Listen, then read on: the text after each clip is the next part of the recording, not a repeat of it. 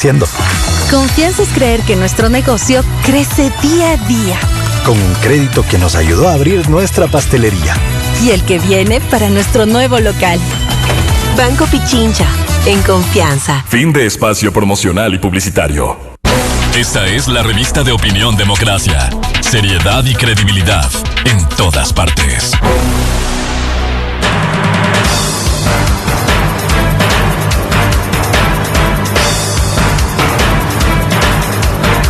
7:15 en el territorio continental ecuatoriano, buscando la verdad y abogando por la unidad nacional en pro de la paz y la seguridad en el Ecuador. Queremos dar la cordial bienvenida a un reconocido jurista, el doctor Fabián Corral Burmano de Lara, articulista, catedrático, para que nos ilustre un tema que está en debate. Precisamente este domingo habrá la consulta popular y el referéndum. El pueblo ecuatoriano debe pronunciarse en la papeleta por las 4 preguntas, 3 de referéndum, 1 de consulta popular. Una de ellas tiene que ver con la convocatoria a Asamblea Constituyente y las otras 3 reformas parciales a la Constitución.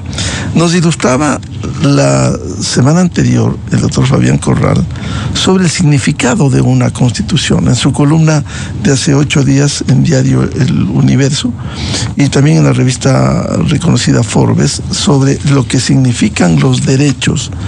Empecemos por lo que debe estar consciente el país para ejercer, ojalá, un voto libre pero informado, responsable, que no suceda lo de Montecristi en septiembre del 2008, en donde le hicieron votar una constitución que simplemente ni leyó y después se dio cuenta, la gran mayoría se dio cuenta del significado de una constitución cuestionada e hiperpresidencialista.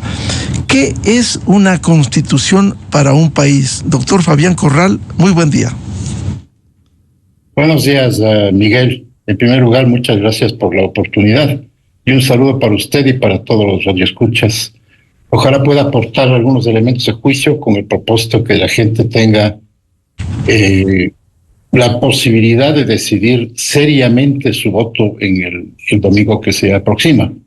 Tomando en consideración primero que el Ecuador es un país que de manera recurrente tiene que apelar a estos mecanismos extraordinarios de ordenamiento jurídico que es una asamblea constituyente o referéndum, porque esto pone en evidencia que el Ecuador por sí solo democráticamente no puede. Hay dificultades para poder expedir reglas, para cumplir las reglas y para someterse a lo que se llama el Estado de Derecho. Entonces, este es un gran problema y el gran debate y el gran reto que está de por medio el día domingo. No solamente es votar por una constitución, sino estar consciente de si efectivamente el Ecuador es un país que tiene la característica fundamental de una república y si estamos convencidos de que la convivencia democrática es la mejor forma de tener una vida útil. De manera que sí, una constitución, que es lo que ahora se está planteando a través en definitiva del referéndum que ha convocado el presidente de la República, es un conjunto de normas jurídicas de carácter superior emitidas por un órgano competente, que en este caso sería la Asamblea Constituyente, que lo que hace es organizar el Estado, darle forma a la República y sobre todo, y esto es fundamental, reconocer y declarar los derechos fundamentales de las personas. Y digo reconocer y declarar porque esos derechos existen antes de la Constitución y antes del Estado. Y establecer además los mecanismos necesarios para que la gente pueda convivir razonablemente, hacer posible el ejercicio de sus derechos y sobre todo limitar las funciones del Estado. En mi opinión, la Constitución no es una ideología que se impone, no es una doctrina que se establece. Es un mecanismo para que la gente por sí sola elija su forma de vida dentro de las reglas generales, respetando a los demás ciudadanos y los intereses nacionales, y sobre todo que convoque y estructure una forma de ser nación. El Ecuador está discutiendo este tema desde hace 200 años, Miguel. Porque los que los patriotas nos dejaron hace 200 años no fue una república perfecta, fue la posibilidad de ser una república libre. Y realmente en estos 200 años, ese compromiso, ese reto que tuvimos, no se ha cumplido. ¿Por qué? Porque ahora, en el año en que estamos viviendo, en el año 2021, estamos todavía discutiendo qué tipo de Estado queremos, qué tipo de estructura jurídica sería la deseable. Y esto ocurre en el Ecuador en promedio en la historia republicana más o menos cada 10 años. Y coincide esto, un dato de sociología jurídica evidente, la nueva Constitución siempre coincide con la presencia de un hombre fuerte en el Ecuador. Parecería que la Constitución ha sido, históricamente al menos, una camisa, un vestido, un traje a la medida de quien está en el poder. Y eso no debe ser. Ojalá la Constitución que resulte en esta convocatoria sea una Constitución que no dure los 300 años que anunciaron los correístas de una forma soberbia, pero que sea un mecanismo razonable, lógico, justo, que permita a la gente vivir con tranquilidad, no que le indique cómo la gente debe vivir. Porque aquí hay un tema esencial, Miguel, que es fundamental considerar. Una Constitución siempre debe tomar en cuenta la cultura del país, la forma de vivir, las vigencias sociales, las pautas de comportamiento, las ideas, las creencias que la gente tiene. Una Constitución no debe torcer eso, debe alentar la posibilidad de que, recogiendo esos valores sociales, la gente viva mejor y conforme a reglas jurídicas. En definitiva, eso es una Constitución. La pregunta es si vamos a construir esa Constitución ideal, que en mi opinión al menos debe ser de corte liberal, o vamos a hacer algún otro estatuto, llámese como se llame, como aquel que se expidió en septiembre o en octubre del año 2008, que obviamente de Constitución tiene la declaración, tiene algunos elementos, pero que además tiene una cantidad de reglas, de estatutos, de reglamentos y sobre todo una carga ideológica evidente. Eso no debe ser una Constitución, no puede ser una Constitución. La Constitución no nos puede imponer cómo vivir, en qué creer, en qué no creer, etcétera. La Constitución debe ser el marco general en el cual razonablemente la gente conviva, tomando en cuenta lo que es un Estado de Derecho, es decir, un Estado sometido a la ley, un Estado en que el primer obediente a la ley sea el gobierno. Esa es la característica del Estado de Derecho, no un Estado de derechos y justicia, como dice la Constitución, utilizando un neologismo que tiene un contenido político profundo y bien peligroso, Miguel. De manera que la Constitución debería ser eso. Esa es, en mi opinión, una Constitución. No es tampoco la tabla de salvación. La salvación de cada persona depende de cada persona, no depende del Estado, no depende del gobierno. Porque además existen las constituciones que convierten a la gente en dependiente del Estado. Ese es el secreto de los totalitarismos, ¿no? Y del socialismo. Convertirle a la gente en un cliente del Estado para que esa clientela permita ejercer el poder, coartar las libertades y limitar las posibilidades de ser cada vez más persona. Ese es el concepto de lo que yo entiendo por una constitución. Aspiro a que eso se logre en esta ocasión. Ojalá, Miguel. Doctor Fabián Corral, a ver, la diferencia, usted nos ilustraba, entre una constitución liberal y una constitución como la de Montecristi, con sesgos y conceptos ideológicos, que fue impuesta, incluso con textos que fueron denunciados e incluidos después de la Asamblea Constituyente de Montecristi. ¿Cuál es la diferencia? ¿Una constitución liberal que quisiera el país o una constitución que ya hemos vivido con los sesgos político-ideológicos? En primer lugar, Miguel, una constitución liberal debe reconocer expresamente que el Ecuador es un Estado de derecho, con mayúscula. Es decir, el poder político, todo el poder político, comenzando desde la Corte Constitucional, el presidente de la República, la Asamblea Nacional y todo el estamento burocrático, etcétera, obedece a la ley. Es un Estado obediente y limitado. No es un Estado que tiene potestades completas. En la Constitución del 2008, Miguel, se cometió el enorme error no sé si error, seguramente es una intención, en declarar que el Estado ecuatoriano es un Estado de derechos y justicia. No es un asunto puramente semántico ni de una letra más.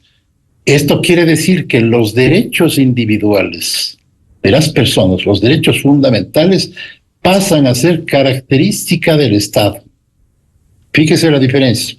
El Estado no obedece al derecho objetivo, a la ley, sino que el derecho, el Estado se atribuye la titularidad de los derechos. De otra manera no se había redactado así la Constitución en el artículo 1, ¿no es cierto? Esto quiere decir que aquí hubo al menos la intención, yo creo que no solamente la intención, de alguna manera de transferir los derechos individuales, los derechos fundamentales, los derechos de libertad al Estado. ¿Con qué propósito? Con el propósito que el Estado después caprichosamente nos vaya entregando unos pedacitos de esos derechos para que nos volvamos clientes del Estado. Y eso es lo que ahora de alguna manera somos, ¿no es cierto? A pesar de que aparentemente y de manera paradójica, en la misma Constitución se declara garantista de derechos. Es que hay una serie de contradicciones buscadas en la Constitución. ¿Buscadas para qué, Miguel? Buscadas para que sea la autoridad o el juez el que interprete el adecuado sentido de estas contradicciones o antinomias que tiene la Constitución. Porque detrás de la Constitución del 2008 está la teoría y la filosofía neoconstitucionalista, que en definitiva devalúa la ley escrita y les asigna potestades casi absolutas a las autoridades para hacer interpretaciones casuísticas en función de su ideología, ¿no? Para que ellos en definitiva sean los, de alguna manera, legisladores en el caso concreto. Y eso es lo que ocurre ahora. Eso es lo que ocurre ahora. Es lo que a veces ocurre con la Corte Constitucional. Interpreta los derechos. No, los derechos no se interpretan, los derechos se aplican, se cumplen. Porque la característica del Estado de Derecho, además, es lo que yo llamo un Estado sirviente de la sociedad. Así, Estado sirviente de la sociedad. Es una autoridad que tiene esta connotación peculiar.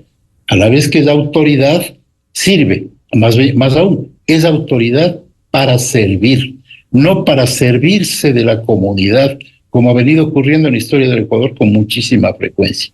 De modo que ahí está una nota fundamental sobre la cual se debe reflexionar. Y otra, Miguel, que le hago notar porque casi nadie se da cuenta de la connotación que tiene esto de las políticas públicas en la Constitución del año 2008. No se dice explícitamente, ni se define, ni se describe qué es una política pública.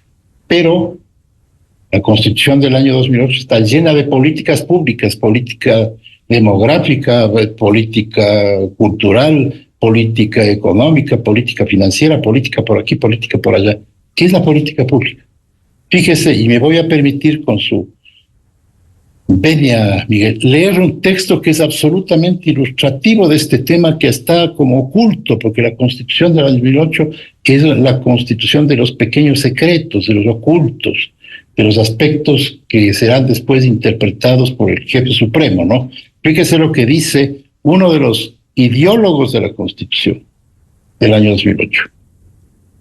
No voy a decir el nombre porque no está presente, pero fíjese, es un párrafo no muy largo que explica esto, que es el secreto de la Constitución autoritaria, escondida. Dice, la concepción liberal del Estado, en la que queremos nosotros por lo menos, implicaba, en pasado, que en la división de poderes el Ejecutivo solo podía hacer lo que estaba prescrito en la ley y en el ámbito privado, como ha quedado denunciado, las personas no podían hacer sino lo que estaba expresamente prohibido. Es decir, el principio del Estado de Derecho, que el Estado solamente puede hacer aquello que está mandado en la ley. Eso el autor, uno de los autores de la Constitución, dice que está superado. Está superado. Eso existía en el Estado liberal, que ya se dio por superado con la Constitución de Montecristo. En cambio, dice, en el Estado constitucional de derechos, en cambio, los órganos públicos y el Ejecutivo en particular,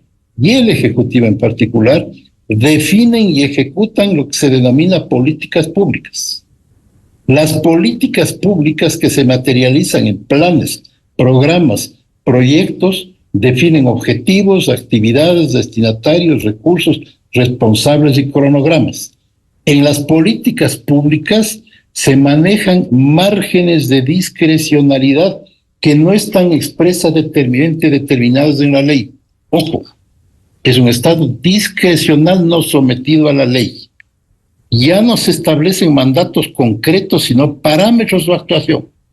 El Estado tiene parámetros de actuación, en el resultado es que este sería un Estado absolutamente discrecional que puede, en resumen, hacer lo que le da la gana.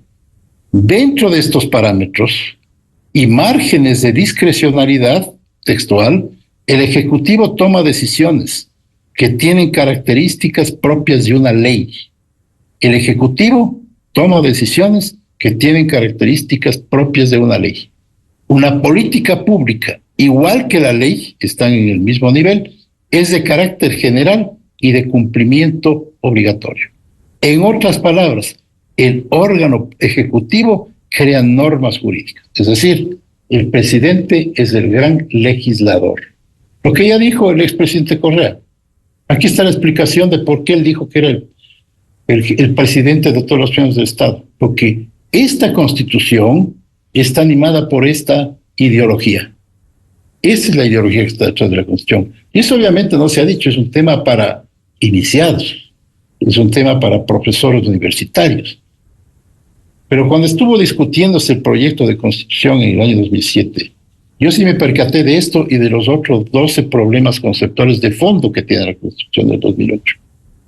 Y dije en algunos debates que hice, precisamente con uno de los autores de este libro y de la ideología neoconstitucionalista, y les dije que esto era peligrosísimo porque esto es una dictadura camuflada.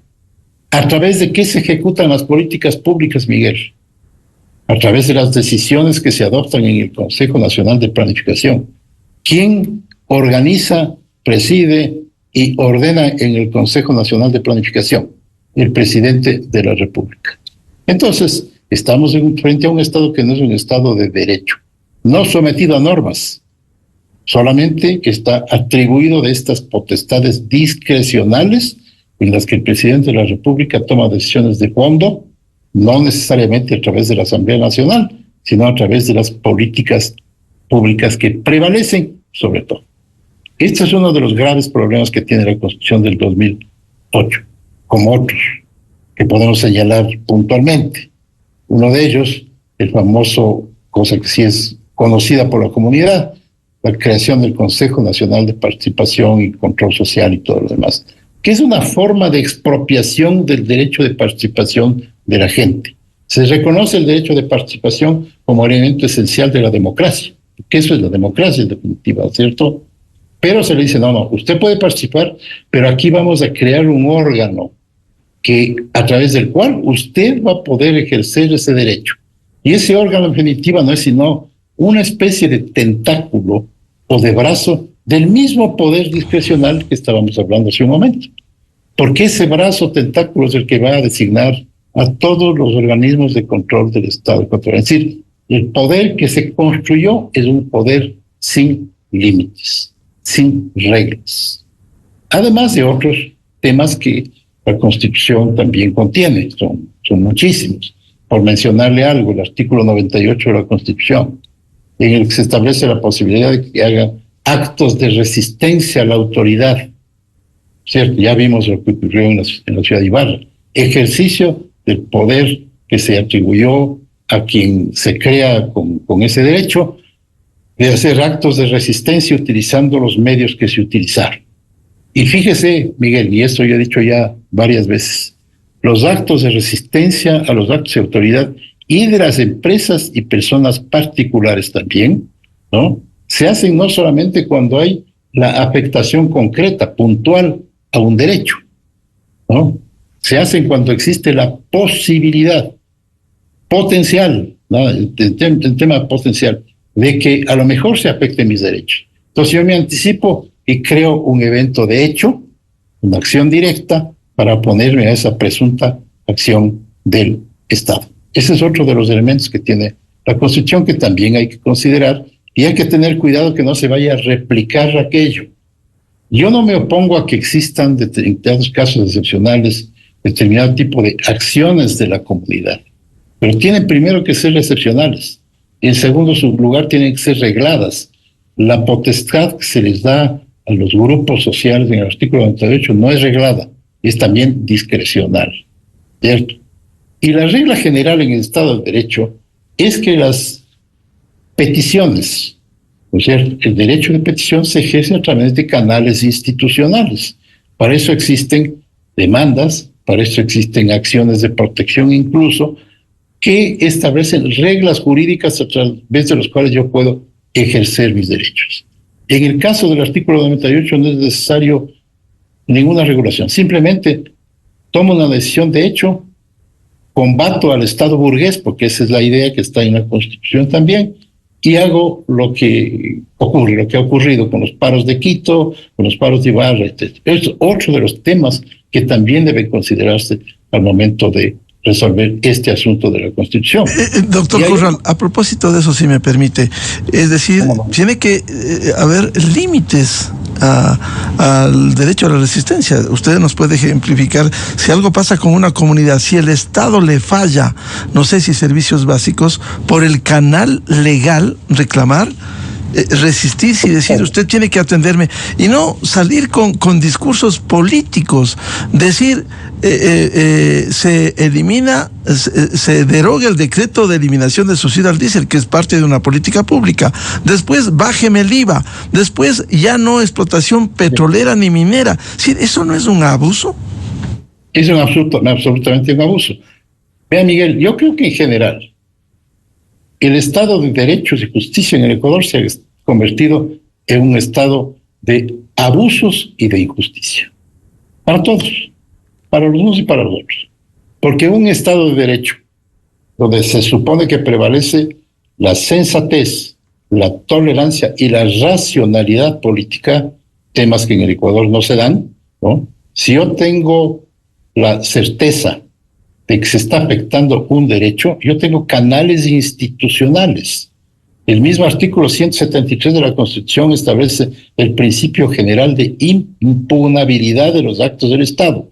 Impugnabilidad a través de un reclamo administrativo, de una acción política, de una demanda judicial, de una acción de protección, de una acción extraordinaria de protección o de lo que fuese. Hay canales institucionales. El Estado de Derecho es una red de instituciones que racionaliza la conducta de la gente.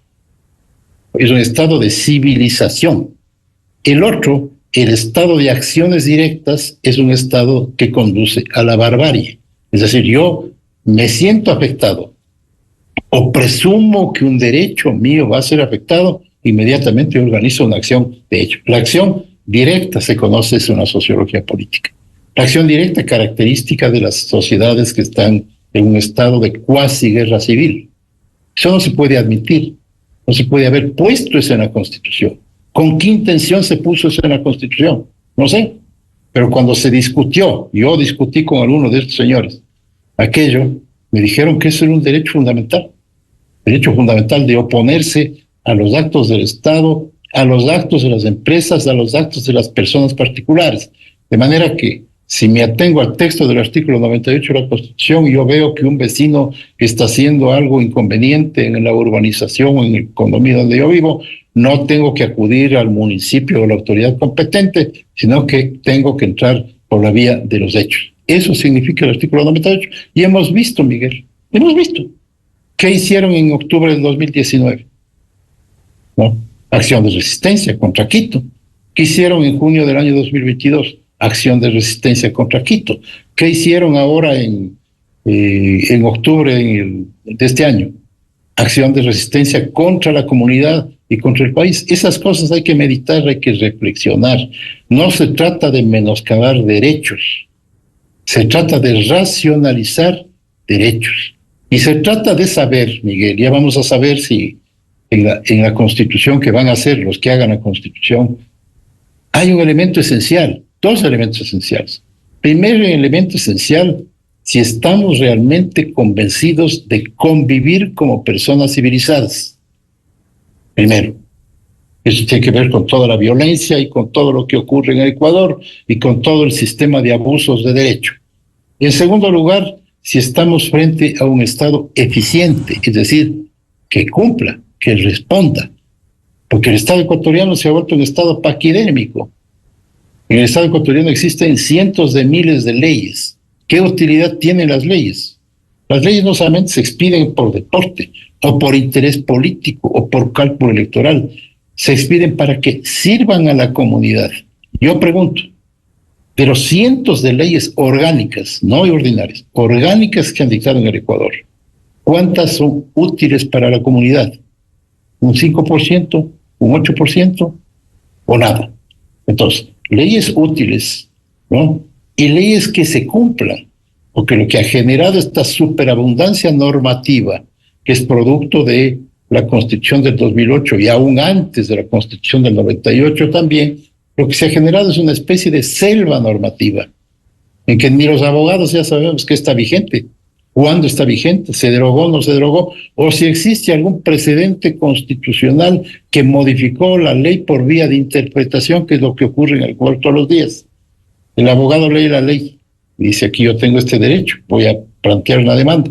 Pero resulta que por allá ha habido un precedente escondido en otra resolución de la Corte o del Tribunal o de la Corte Constitucional en que dice todo lo contrario. Estamos en un estado de absoluta incertidumbre, Miguel.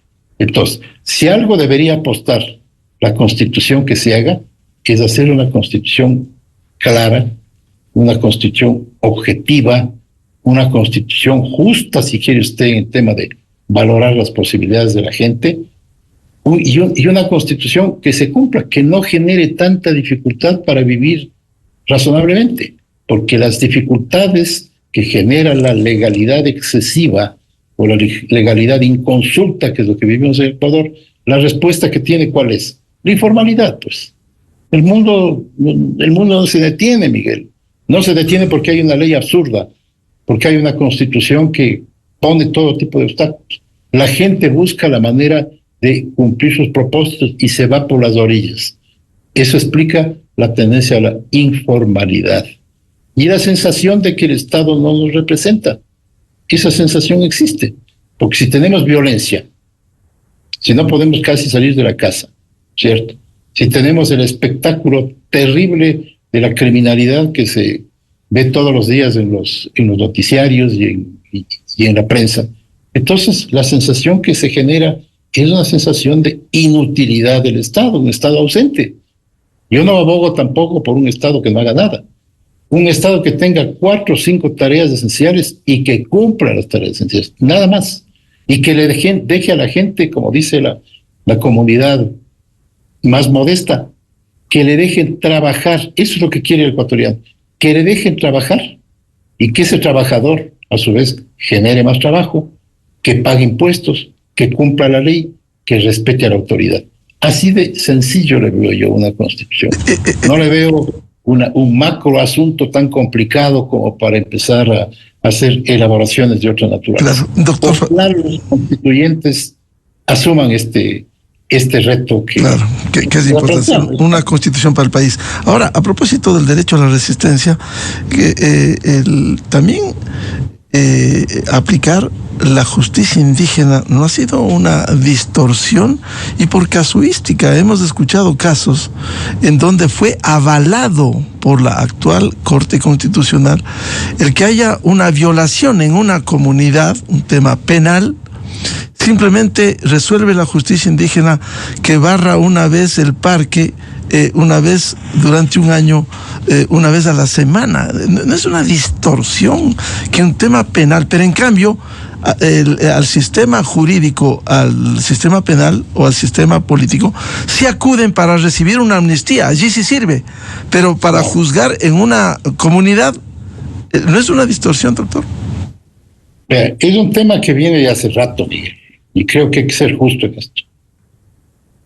Esto nace de una aplicación distorsionada de un convenio de la OIT, el convenio 169, que se expidió por unos burócratas de la OIT, de esos burócratas bien pagados que sobrevuelan a veces sobre los países subdesarrollados pero que con una visión de los sistemas de vida de las comunidades probablemente indígenas de los Estados Unidos y del Canadá. Y se aplicó acá a un país andino mestizo, mezclado, donde no existen esos elementos o presupuestos esenciales de prácticamente independencia, costumbre propia, identidad radical, territorio, etc. Eso en el Ecuador no existe, sino excepcionalmente en algunos grupos marginales del oriente ecuatoriano. Ese no es el Ecuador. Sin embargo, el Congreso ecuatoriano, con la usual irresponsabilidad que le ha caracterizado siempre, ratificó el convenio 163, a mi entender, sin leerlo. Y obviamente después, en la Asamblea Constituyente de Sangolquí, en la de Sangolquí 1998, se incorporaron algunos elementos fundamentales de este convenio 169 respecto de territorios, nacionalidades, pueblos y costumbre y justicia indígena. Ahí está. Si no me equivoco, en el artículo 191 de la Constitución del 98. Y después empezaron a expedirse una serie de normas procesales para hacer posible esta especie de autarquía de juzgamiento que se atribuyeron las comunidades. Y obviamente esto se empeoró con la Constitución del 2008. El asunto de fondo, y yo he estudiado este asunto, la pregunta es, ¿existe realmente costumbre indígena como sistema de administración de justicia? ¿Existe un sistema jurídico alternativo al sistema blanco mestizo, como se le conoce? ¿Existe? Está demostrado empíricamente eso por los datos históricos, no por las aproximaciones y por los estudios o suposiciones sociológicas que abundan sobre la materia. Existe eso como sistema que regula el derecho de propiedad, el trabajo, el tema penal, el tema familiar, el tema de matrimonio, todo eso, sistema jurídico alternativo indígena. Mi conclusión, le digo a Miguel, es que no existe. No existe. Sin embargo, se inventó esta cosa, se le atribuyó este tipo de evidencias que no existen, suponiendo que fuese así, y se permitió que aquí exista no solamente independencia en cuanto a la administración de justicia, sino también independencia legislativa, Miguel. Legislativa, ojo, porque si usted lee la parte pertinente de la Constitución, ya la del 98 y después la del 2008, dice que las comunidades indígenas tienen derecho también a ejercer su propio derecho, a generar su propio derecho y a aplicar la costumbre. Y aquí surgen una serie de temas, ya que usted me ha tocado un tema que es interesante. Primera pregunta, ¿la costumbre es siempre justa para aplicarse? Porque la costumbre, como la ley, tiene que tener primero una característica de justicia. La costumbre es justa, no siempre es justa. Segundo, ¿quién califica la idoneidad de la justicia? El mismo que aplica esa costumbre. El dirigente de la comunidad, el político. ¿Quién aplica, quién interpreta la costumbre y el alcance de la costumbre, ¿no es cierto? Tercer tema, la costumbre indígena vincula absolutamente a todos los miembros de cada comunidad. No, Miguel. ¿Por qué? Porque en las comunidades indígenas se ha producido en los últimos años un altísimo tema de aculturación. ¿Qué quiere decir esto? Que mucha gente de las comunidades ha migrado hacia otro sistema de vida. El caso evidente de todos los indígenas que trabajan en las compañías florícolas, por ejemplo. Ya no son culturalmente indígenas y obviamente no están vinculados por esa costumbre indígena que se impone y que se sanciona. Y finalmente, claro, lo que usted menciona es verdad, Miguel. Se comete una infracción, la comunidad se reúne, aplica la justicia indígena, no tenemos evidencia de cuáles son los parámetros, elementos, consideraciones, etcétera, etcétera, aplican y se acabó el tema. Y se acabó el tema no solamente porque dice la Constitución, sino porque en el año 2009 se preocuparon acuciosamente de expedir el Código Orgánico de la Función Judicial, en cuya parte final hay un capítulo sobre la justicia indígena. Código Procesal, en el cual se dice que un juez común, un juez del ordenamiento blanco mestizo, no tiene competencia alguna para conocer este tipo de conflictos. Primer tema. Segundo tema, que respecto de las decisiones que tome la comunidad aplicando la justicia indígena, no hay ningún recurso, ningún recurso. Así dice el Código Orgánico de la Función Judicial. Y por lo tanto, que los jueces blanco-mestizos no son competentes ni para conocer ni para revisar aquello. A pesar de que la Constitución hace por ahí una salvedad de compromiso, según la cual no se deberían afectar los derechos constitucionales, pero eso queda en letra muerta. Y ha habido casos, efectivamente, hay un famoso caso, si no me equivoco, se le identifica como el caso La Cocha, en el que es una evidencia de que, una vez juzgado el tema por la comunidad, aplicando sus presuntas costumbres, ¿no? Alguien intentó hacer alguna acción ante la fiscalía, inmediatamente surgió el tema de la falta de competencia, porque es un tema ya juzgado. Ese asunto hay que revisar, Miguel. Y hay que revisar a fondo y discutir a fondo con los grupos indígenas. Yo algo he estudiado este asunto. Hay que distinguir claramente lo que es la ley objetiva vigente de lo que es una presunta costumbre y el papel de la costumbre. En el sistema jurídico ecuatoriano, la costumbre es una fuente secundaria de derecho, subsidiaria, no principal. Y la regla dice que la costumbre no constituye derecho, a menos que la ley se remita a ella. Es decir, además tiene que haber evidencia de que ha habido esa costumbre. No es que yo me puedo inventar la costumbre, porque esa es la tentación, pues.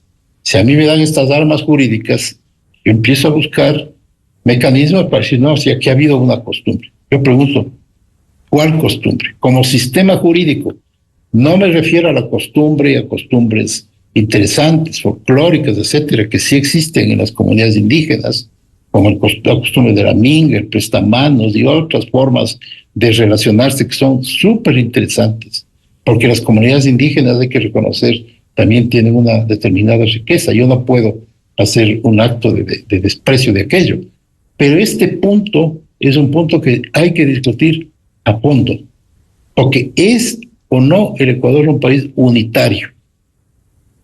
Y si es unitario, ¿funciona o no el principio de unidad jurisdiccional previsto en la Constitución y en los códigos orgánicos? Parecería que no. Entonces, con el mismo argumento, mañana cualquier persona puede decir, yo estoy en un territorio y en ese territorio rige mi ley. Fíjese, Miguel, aquí a la salida de Quito, camino a Tambillo, hay un territorio ancestral. Alguien, un gobierno, de los tantos gobiernos irresponsables que han gobernado este país, por algún interés político, por algún pacto, declaró a ese enorme lote de terreno territorio ancestral. ¿Cuál es el efecto de aquello? Que ahí puede ocurrir cosas. Yo no puedo entrar al territorio ancestral, está prohibido. Territorios ancestrales, a ver. Claro, ese es en la vía Aloaj, en la vía hay un rótulo enorme, dice, este es un territorio indígena. Y hay otros territorios ancestrales en otras partes del Ecuador, Miguel, dentro de las ciudades. Es un tema que hay que pensarlo bien, reflexionar bien y discutirlo claramente con los grupos indígenas. ¿Qué es esto? El concepto de territorio está asociado con la soberanía del Estado. Doctor Fabián Corral. ¿Tiene un territorio o varios territorios? Claro. Ahora, están ahí. Ojalá estos temas sean materia de convocarse a la constituyente para hacer un nuevo texto constitucional adecuado al país y no a los sesgos político-ideológicos. En definitiva, con esto de los derechos que usted también nos ha ilustrado, ¿qué son los derechos? También esto pasa por la toma de la conciencia ciudadana, más allá de un texto constitucional. Vea, Miguel, si no tenemos verdadera ciudadanía, aquí no va a pasar nada. Y yo creo que inclusive el concepto de ciudadanía es un concepto devaluado. Aquí hemos devaluado todo. No podemos devaluar el dólar, pero a cambio hemos devaluado la ciudadanía, el patriotismo, la ética, los derechos fundamentales, todo se ha devaluado, se ha manoseado. Y este no es un tema que se corrige solamente con el tema de la Constitución nueva o vieja. Este es un tema de orden cultural. Si aquí no tomamos conciencia de que tiene que haber una verdadera cultura jurídica que el Ecuador no tiene, y ese es el riesgo que está presente también ahora en el evento de la nueva Constitución, obviamente no vamos a caminar, vamos a tener otra Constitución para 8 años, 10 años, y vamos a estar pensando en una nueva Constitución. ¿Hasta cuándo, Miguel? Entonces, esta que sea ojalá la oportunidad para que los medios de comunicación y las personas que tenemos algún acceso a espacios de opinión como este, al cual yo le agradezco, hagamos lo que yo he llamado insistentemente una verdadera pedagogía pública, pero no solamente del texto constitucional X, Y o Z, sino de los conceptos fundamentales. El concepto de país unitario, el concepto de derechos, el concepto de Estado que no tiene derechos, sino solamente facultades provisionales, ¿no? El concepto de autoridad, ¿qué es la autoridad? O sea, temas fundamentales que la gente no tiene ni la menor idea. ¿Por qué? Porque la gente está ocupada en sobrevivir, entre otras cosas. Pero hay gente que debería estar ocupándose de aquello, como por ejemplo las universidades, los medios de comunicación, etcétera, con el propósito de que tengamos no una comunidad de sabios, porque eso no existe, pero sí una comunidad de verdaderos ciudadanos, no de consumidores de noticias, porque ese es otro tema, no de consumidores de noticias, de ciudadanos, de gente consciente, que sepa que está en un país, que le ama a este país y que quisiera tener cada vez un país mejor. Esa es una oportunidad que hay ahora, más allá del texto, del tema, de la campaña, de los candidatos asambleístas, que va a ser otro evento que acentúe el problema de la democracia considerada como electoralismo y no como verdadera forma de convivencia, que ojalá no ocurra. Entonces, es la oportunidad de discutir esos asuntos, por lo menos hacer una aproximación a esos temas, yo les llamo temas esenciales de la convivencia. Pero esta Constitución del 2008 debiera cambiar. Y como usted dice en su columna de hoy del diario El Universo, ¿quisiera creer otra vez en el país? Sí, eso es un tema fundamental, Miguel, es un tema fundamental, sí, porque la Constitución tiene demasiados sesgos, tiene demasiadas trampas, porque tiene trampas. Y yo les digo a quien, si ojalá esté escuchándome alguno de los autores de la Constitución, yo he discutido con alguno de ellos. Es una Constitución con trampas. Trampas por todo lado. Sesgos, declaraciones poéticas, que el derecho a la naturaleza, que sí, que no sé cuánto. Trampas. La Constitución tiene que ser absolutamente clara, escrita en idioma español, ¿no? No por españoles, sino por ecuatorianos. No por españoles ni por importados. Aquí debe haber gente, y si hay gente que sabe, que conoce y que no tenga necesariamente un sesgo político. Aquí tiene que hacerse todo el mundo un gran esfuerzo, comenzando por el presidente de la República. No sesgo político, sesgo patriótico. Y lo digo claramente, porque el sesgo político provocará una constitución que no durará. Si es un sesgo patriótico, en que se considere una cantidad enorme de temas acá. Y uno de esos, por ejemplo, los derechos de las mayorías. Otro tema. Aquí la mayoría se junta a la mayoría y declara que el día es noche y que la libertad es de esclavitud, como decía Orwell. Y ya. No, la mayoría es una cosa absolutamente relativa. Y no pueden meterse en temas filosóficos y cosas parecidas. Y aquí todo el mundo debe tener controles. Porque aquí hay unos órganos y unos jueces y unas entidades que no tienen ningún control. No. El Estado de Derecho es un Estado controlado, es un Estado limitado. Y así debe ser. Y la obligación de la autoridad es expresar el sentimiento de la comunidad, las reglas de la Constitución, las aspiraciones de la comunidad, nada más. Como le digo, es un Estado sirviente. No es un Estado que se sirva de la Constitución. Y es un Estado democrático, pero en el amplio sentido del término. Porque aquí consideramos que la democracia es solamente esto de ir a las urnas, elegir presidentes, asambleístas y todo lo demás, y concurrir a una consulta, etcétera, etcétera. Pero se olvidan de la otra parte fundamental de la democracia.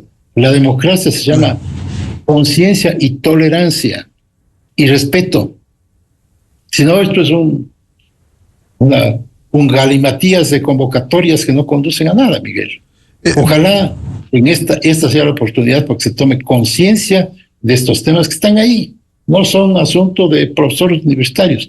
La gente está viviendo la inseguridad y está pensando, Miguel, lamentablemente, no solamente que el Ecuador es un país inviable, a veces y hay gente que está pensando que el Ecuador es un país invivible. Esos temas están en los intereses de la gente verdadera, de la gente de abajo, claro, de la gente de a pie, de la gente que no puede salir a la casa, que no puede abrir la tienda, que no puede hacer un negocio, de la gente a la que le trampean todos los días, de la gente a que el juez no le cumple. Eso es lo que hay que atender. A eso hay que atender, no a los grandes teorías ni los grandes conceptos. No, eso tiene su lugar. Pero tiene que haber un enganche con dos cosas, con las necesidades de la gente y con los valores de la gente. Bien. Si eso no se da, Miguel, ojalá no, que puede ser un intento fallido más. Ojalá no ocurra eso. Espero que no. Ya, le comprometo a hablar luego del resultado de este domingo, en su momento, sobre los grandes desafíos que se tienen luego del pronunciamiento en las urnas el domingo 16 de noviembre. Al doctor Fabián Corral, un reconocido jurista, muchas gracias por atender a la revista de Opinión Democracia. Muchas gracias, Miguel, y gracias por la oportunidad. Encantado. Muy buen día. 8 de la mañana en el territorio continental ecuatoriano. Vamos a una pausa y ya volvemos. Diálogo previsto con el exministro de Gobierno, doctor José de la Gasca, y los cambios que debería tener una nueva constitución. Buscando la verdad. Desde 1984 con Gonzalo Rosero. La revista de Opinión Democracia. Siempre líderes, siempre confiables.